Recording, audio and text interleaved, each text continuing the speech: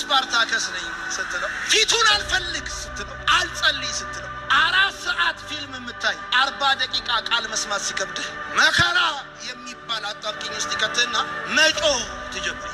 ስለዚህ የሚያዋጣችሁ ጉዳይ ነው የምነግራችሁ። ጠቢብ ከሌላ ሰው ነው ይባል። ዮናስ መልስ እንደተመለሰለት የሚያውቀው ከገባበት ጉድጓድ ሲወጣ ሳይሆን ከልብ ልከኝነቱ ተመልሶ ከእግዚአብሔር ጋር ሲስማማ ነው። ከእግዚአብሔር ጋር ሲስማማ ነው መልስ እንዳገኘ ወዳጅ። የተዘጋ ሲከፈት ያጣውን ስታገኝ አይደለም መልስ ያገኘው። ያንተ መልስ ልብ ከእግዚአብሔር ልብ ጋር ሲስማማ። ከመከራ የሚያወጣችሁ ማመስገን ብቻ።